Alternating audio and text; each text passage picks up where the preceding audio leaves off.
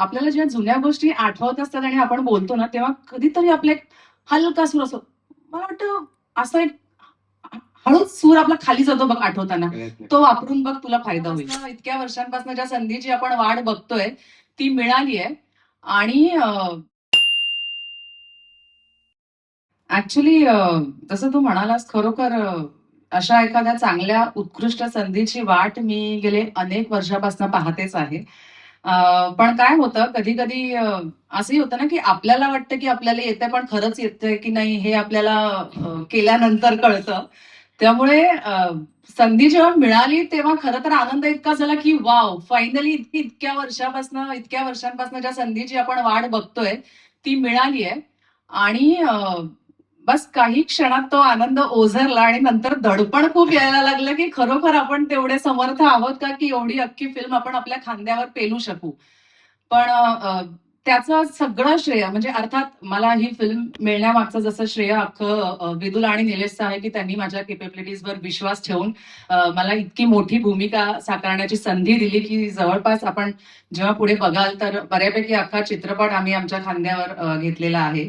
पण तरी सुद्धा मला असं वाटतं, की मला ह्या क्षमतेचं बनवणं, की त्यांना माझ्यावर विश्वास वाटावा.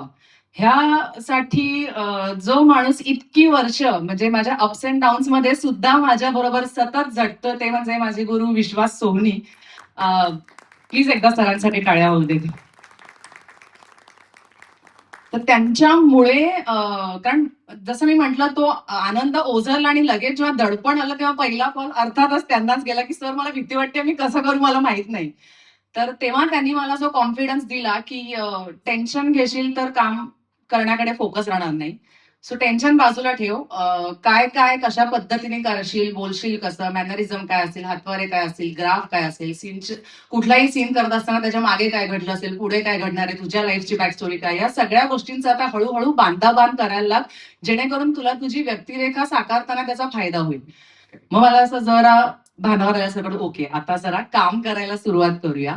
आणि सुरुवात केल्यानंतर खरोखरी असं लक्षात आलं, की श्रावणी ही जी या सिनेमातली भूमिका आहे माझी व्यक्तिरेखा, ती मी मानसी म्हणून जशी आहे त्यापेक्षा फार वेगळी आहे. उदय, तू तर मला पर्सनली ओळखतोस.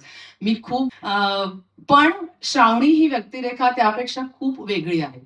त्यामुळे ती करणं खूप चॅलेंजिंग होतं माझ्यासाठी आणि मला नेहमीच नवीन गोष्टी एक्सप्लोर करायला आवडतात. कम्फर्ट झोनमध्ये राहायला मला कधीच आवडत नाही. सो डेफिनेटली त्याच्यानंतर हळू काम करून म्हणजे मला डेलिबरेटली असं सांगायचंय, की ती व्यक्तिरेखा करत असताना मला स्वतःला खूप कंट्रोल आणि कट डाउन करायला लागलं, की नाही ह्या गोष्टी नाही करायच्यात, ह्या गोष्टी नाही करायच्यात. असं हळू करत मग ऑफकोर्स निलेशचा सपोर्ट होता. फॉर दॅट मॅटर सरांनी सुद्धा मला बऱ्याचशा गोष्टी सजेस्ट केल्या करत विद्यापीठ अख्खं विद्यापीठ तुझ्या सोबत होतं, प्रश्नच नाही. डेफिनेटली. म्हणजे मी स्पेसिफिकली एक सीन सांगेन ज्याच्यात मी अशी काहीतरी जुनी तो सीन ह्याच्यात पण असेल. काहीतरी एक आठवण सांगते शाळेतली.